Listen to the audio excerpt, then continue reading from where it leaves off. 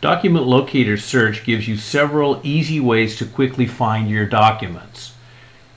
The Document Locator toolbar is integrated into the Windows File Explorer to type in values to quickly find your documents. You have several options in your search options for these different values, including file name searches, descriptor information, any notes, and property values that have been associated with the documents, as well as full text indexing or looking for values within the actual document. For example, in the quick search bar, if you know your invoice number, you can simply type in the invoice number, hit enter, and this will quickly crawl the entire repository where you have rights to search, and this will bring back, in this example, the invoices have been returned to us, and we can now see that this invoice is in a workflow, how it's been tagged within the system. Of course, we can also work on that, preview that invoice quickly, or work on that invoice as needed. So knowing the invoice number is a quick way to find invoices. Now maybe you want to have the search on an order number, so maybe you know that you're looking for order 03420, and maybe you want to do some three-way matching to see all the related documents to that order. So here we have the packing list, the purchase order, the quote, that are all related to that particular order number that we can now review and work on as needed. You can of course search by amounts and date information.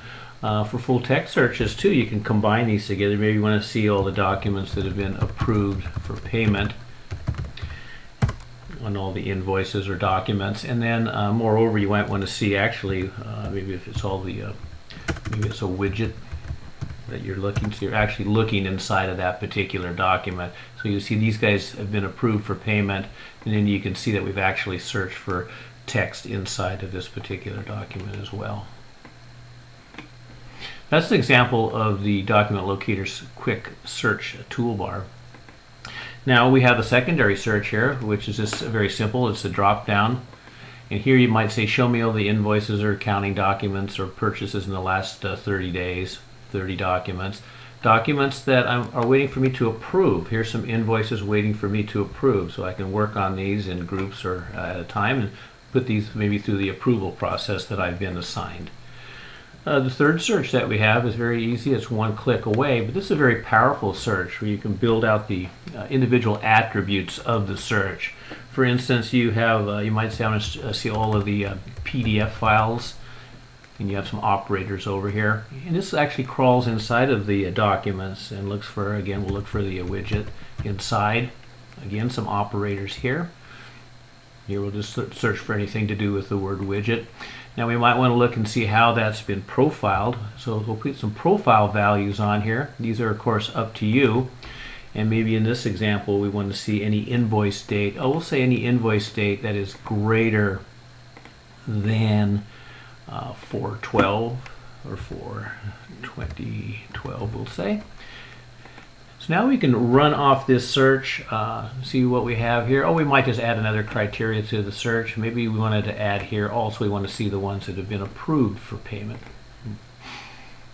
So we can run the search, really define exactly the document that we're looking for. Here we found that a document that's approved for payment greater than the 4/1 date, and that's here. And of course we have other search capabilities here to search on a lot of different date information. Data was imported, changed, etc. Any notes, user activity, who changed it, record management, the policies, size, and also a lot of workflow information we can search from here in combination. For instance, on this document notes one, maybe we also have a note on here that somebody, as it went through the process, did want us to review an amount or something. If there's certain text that we want to search for also, we can click on that search and bring that document back and find that's the one that we needed. The next thing about searches, we have the ability to save searches and reuse searches. So a quick way to get to a save search might be right here, clicking on the save search, and just some quick examples that we might have after we've saved searches. We might want to say, here's a save search we have for some vendor invoices that we're looking for above $1,500. This will go out and do the search query for us, bring back just those invoices that met that criteria that we were looking for in that case. So there are a couple of quick examples that we have here, some invoices in process that we're looking for. And by the way, when your searches come back, you can right click and do the activities that you need. Navigate back to the order folder maybe with the rest of them. Maybe you need to send it, open it up, put it in a workflow, or look at the history of that. And that's all possible, again, from the search result set that you have. Now what you can also do with these saved searches is access them from here, but we'll also see folks will like to access those saved searches maybe from a folder on their desktop. So we can have one called a view or save search folder. So here we might want to say, let's look at these project invoices. And we have a lot of searches with security and auditing on them. So here we're looking for the Springfield project for this invoice on this date information.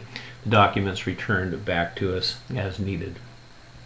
One other thing about these saved searches that's important, the saved searches can also be used to trigger notifications and automated workflow tasks.